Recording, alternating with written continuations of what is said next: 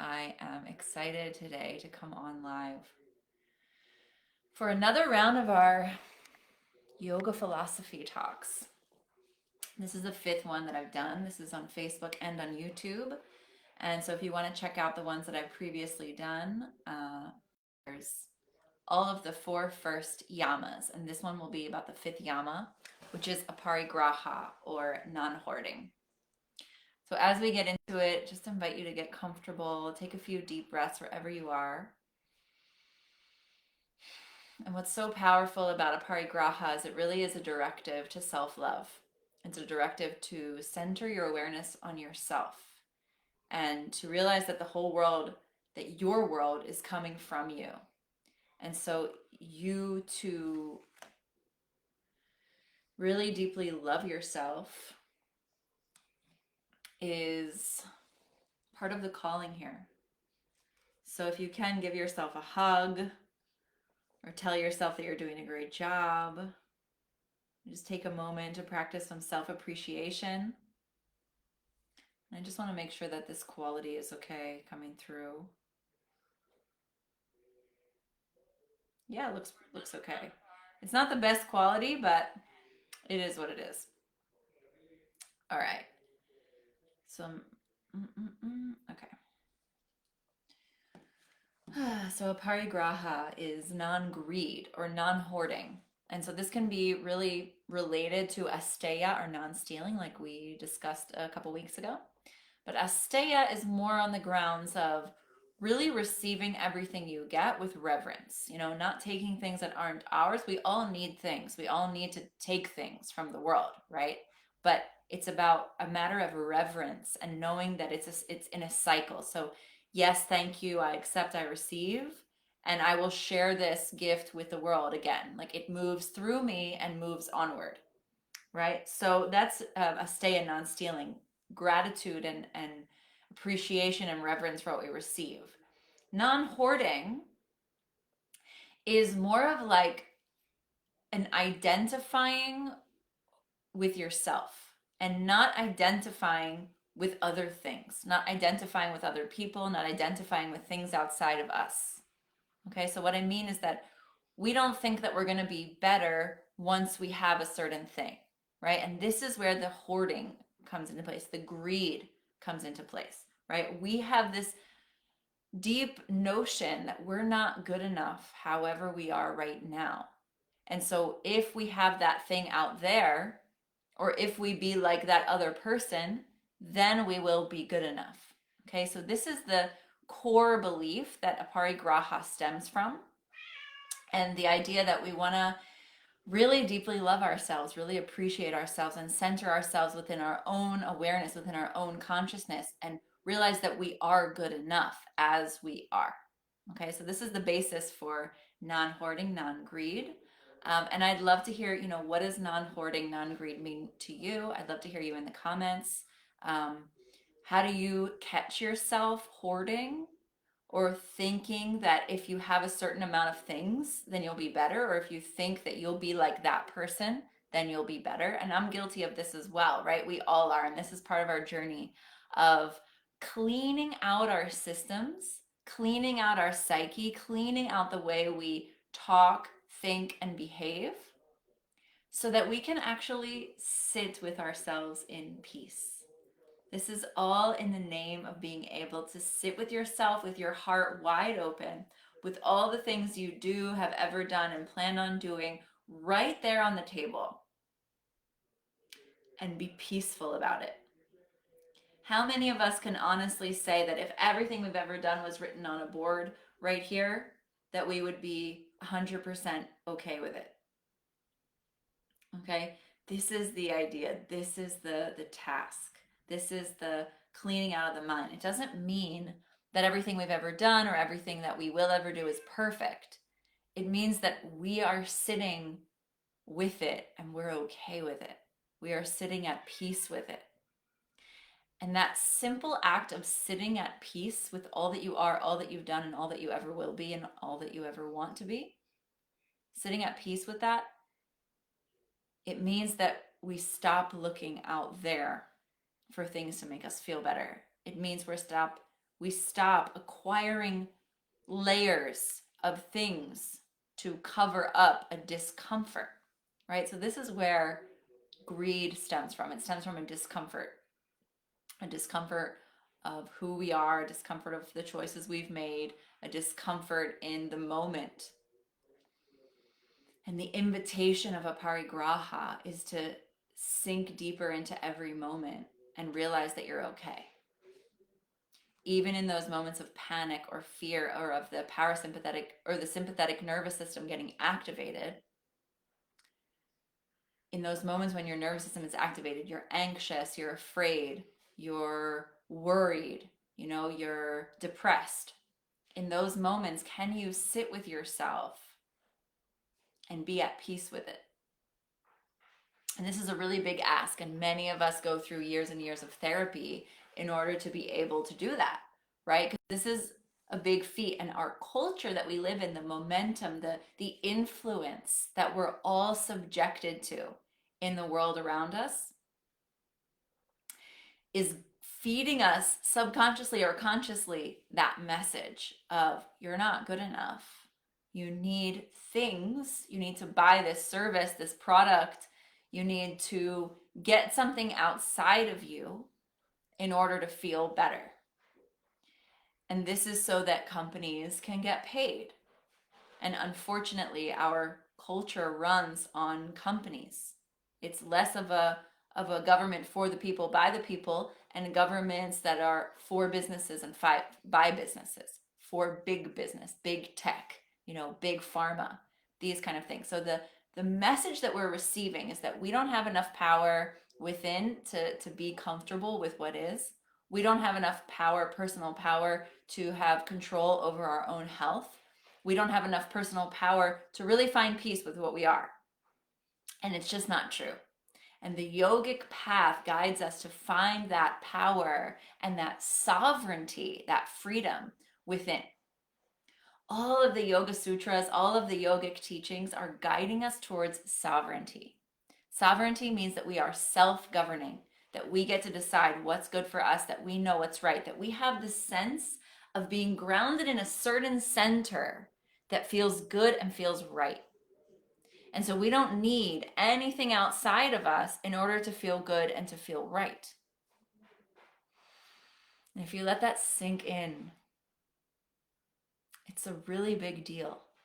If we can dedicate ourselves to that, to finding the place within that feels good and feel right, and anchor ourselves in there, we can solve so many of our personal problems and so many of our collective and global problems as well, including famine and environmental destruction and war and economic crisis, all these things, when we get grounded in that center of truth.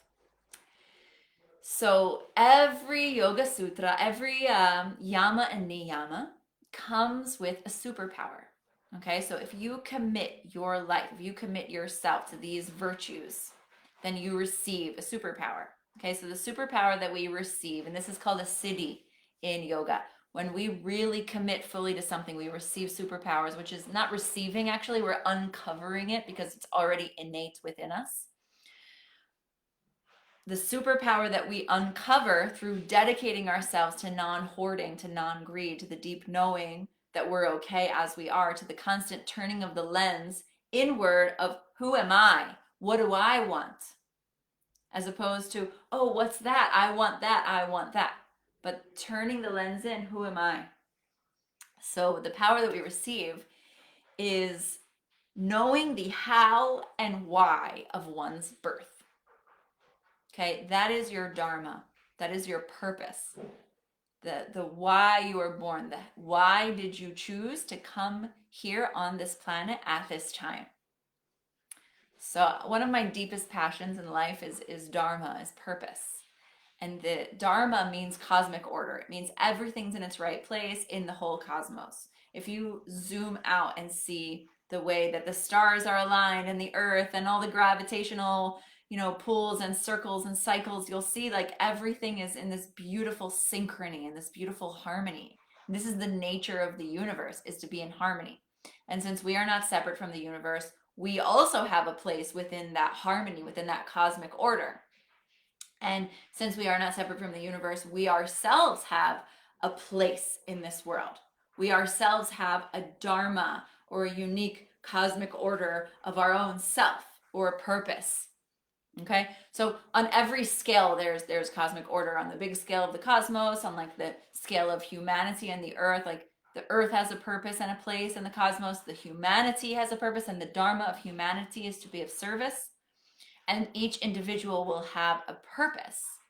And I really fully believe that if every single person at least accepted the belief that you have a purpose, that you have a unique place here on this earth, and not only that, but that your purpose leads you to peace, that your purpose leads you to ease and excitement and joy and all the things you want to feel. Your purpose leads you to your desires lead you to your purpose. If everybody would accept that belief, we would have world peace. Everyone would have a sense of inner peace, like, I'm already enough. I'm already good enough. I have within me everything I need in order to feel like I'm in my right place. I have everything within me that I need in order to be of service in a really powerful way to this world. And it's true. I 100% believe that it's true that each one of us in each given moment, it's not like one set purpose for the rest of your life, right? So this is a trap that sometimes people fall in of like, okay, what's my purpose? What's my purpose? What's my purpose? And it's not one given thing, right? It's a series of moments where you feel good within yourself. It's a series of moments where you connect to something greater than you and you see yourself as a vessel within that greater whole. And you recognize and honor and appreciate all the experiences you've gone through. You recognize and honor and appreciate all that you are and all that you've ever done. And you know that all of that is in its right place. All of that has its place. And so you're okay. And from that place of being okay, you can drop into a meditation. From that place of being okay, you can drop into observing and receiving your life as it is. From that place of meditation, you can drop in and receive and also listen to the whispers of your heart, which will guide you on what to do next. And it comes from the heart, right? And it's a whisper and it's a buzzing feeling in the heart, as opposed to like a mental planning or analyzing or grasping.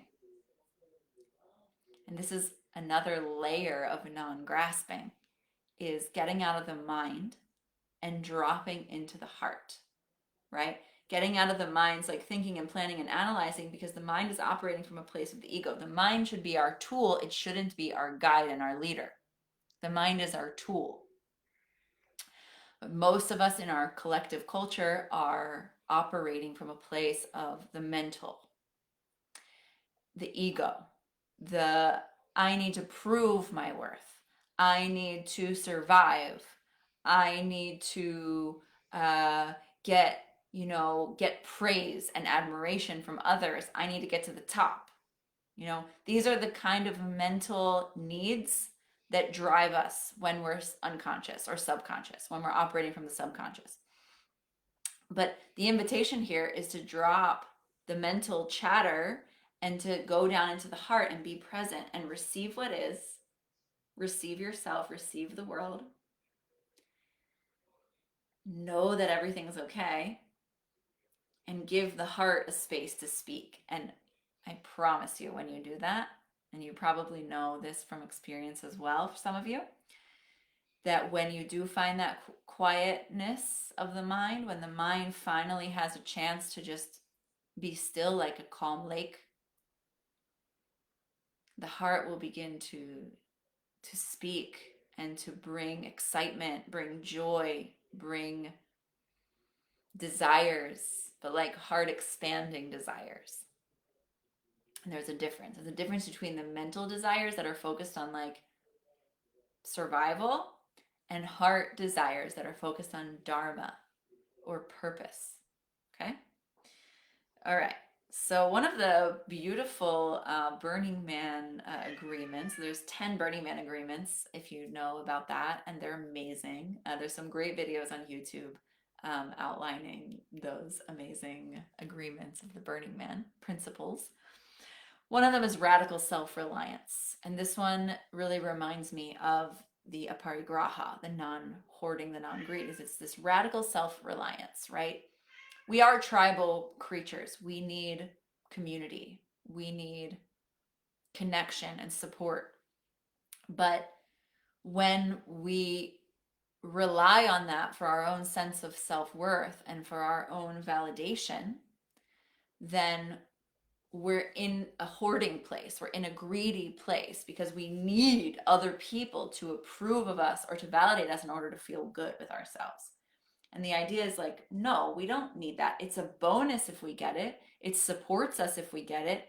It's great and celebrated if we get it, but it's not necessary because we know that we got ourselves. We are radically self-reliant.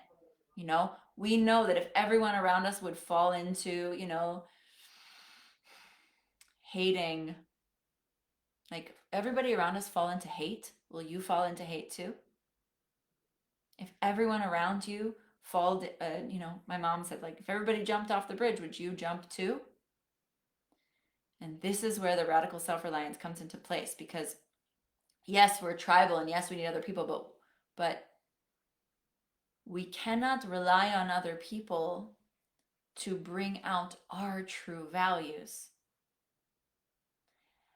Each of us has an opportunity to become the status quo, and our world is in such desperate need of leadership, of good, solid leaders.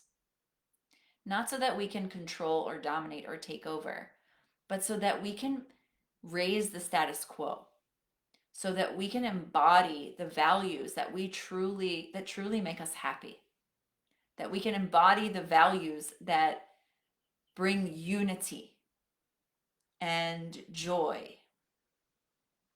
And not everybody is doing that. Barely anybody is embodying the values of joy in their day-to-day life. Some people are, and it's beautiful. We have a little shop right in front of our house, and the owner of the shop is like 70 something years old, and he embodies joy. Every time I see him, he's smiling. He wants to help. He's there really out of the goodness of his heart. He's not there to be like some big shot. So yes, it's there, and it's also important for us to be those gold diggers who find the gold, the gems, the people who are embodying the values of joy and unity and abundance, etc., etc. Generosity. So as we begin to shift our habits, so we want to use these tools and these understandings as a way to shift our habits. So we shift our habits on 3 levels: our thoughts, our words, and our actions. Usually it starts from the thoughts and then it works its way to the words and the actions, but sometimes they can also all be like disjointed. And sometimes we're thinking one thing, we're saying another, and we're doing something else, right? So changing and shifting our habits happens on all these levels. And so on one hand, we want to kind of stop doing things, right? We want to stop doing negative habits, like the negative habit of thinking that if I get that, then I'll be better. Okay, this is one thought. And belief, we can say that we can rewire. So it's important for us to work with our thoughts, to be aware of which thoughts are we thinking and which thoughts are we thinking that are not serving unity, peace, dharma, deep knowing, self-love, forgiveness, and all those good qualities, right? Which thoughts are we thinking that's not serving that? And then how do we rewire those? How do we stop thinking those? Okay, and then we want to replace them with something else. So there's 2 steps. It's like releasing and replacing. So we realize a limiting belief, like if I get that, then I'll be better. And we want to say, no, I'm good now. I am beautiful now. I am purposeful and in my right place right now. Okay, so there's 2 steps there. See the steps? Now we can do the same steps with our words, being aware of which words are we using. Are we manipulating people with our words? Are we treating people as if, are we giving gifts with our words? Are we giving compliments in order to get something back? Or are we really just speaking our truth with no strings attached? Okay, so this is a big part of aparigraha, is to notice what you're giving to others in your words and in your actions, and notice if you're doing that in order to receive something back, because this is full of attachment and is not going to lead you to freedom and joy. Okay, so you want to make sure that you're giving with your words and your actions without any expectation of anything in return. Okay, and this is also very, very tricky, especially considering our culture as it is today.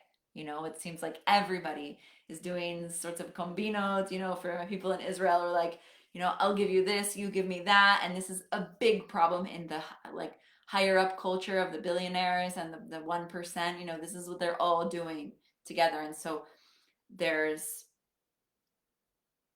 an importance here for us to take that radical responsibility.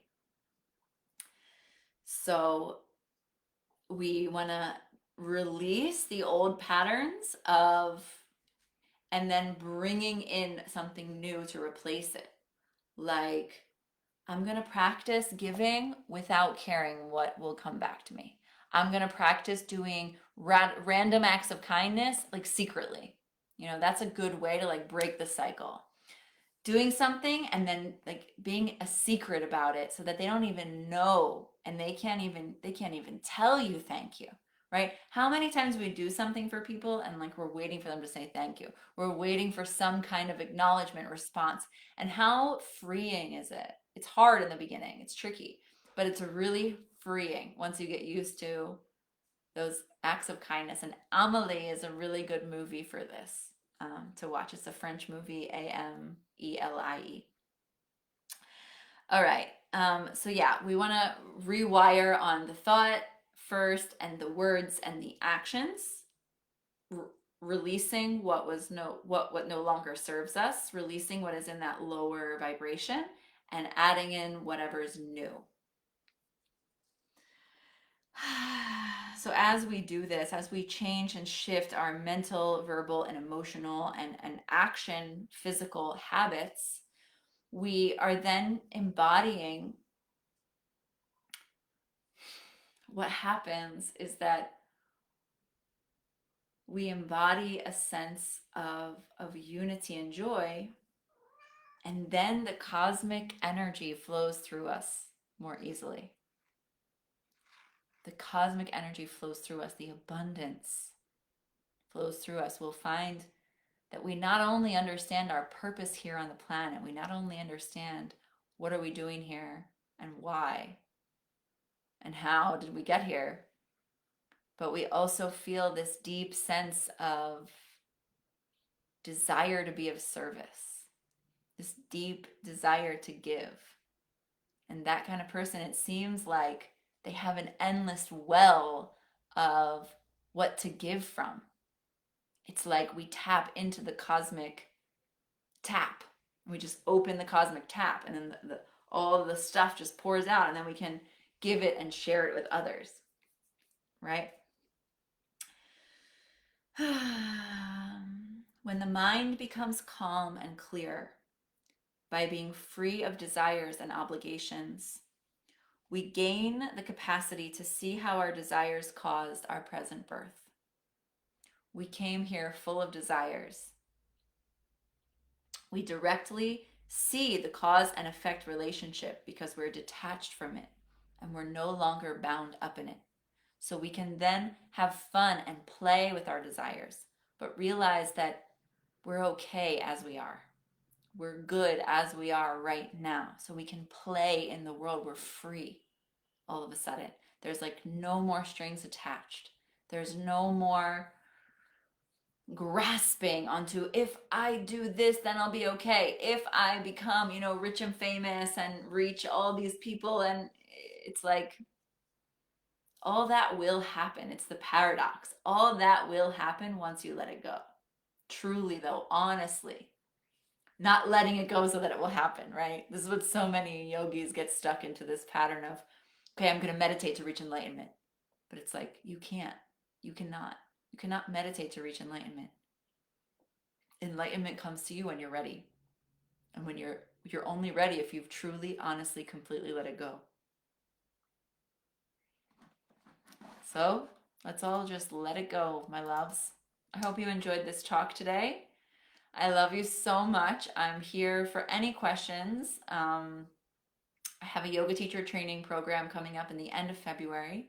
And if you're catching this in a different later date, I'm running online and in person workshops, classes, retreats, yoga teacher trainings, and helping also yogis and spiritual people create their businesses here in this world, to show up, share their voice, share their message with the world. The world needs you, and we can break out of the matrix in the best way possible by starting our own businesses or collaborating with others, by quitting our corporate jobs. I'm all about this. And of course, if your corporate jobs bring you happiness and peace, then stay with it, do your thing, no judgment. But if you're feeling that little inclining to really create your own life, it's possible. And I encourage you and support you fully in that.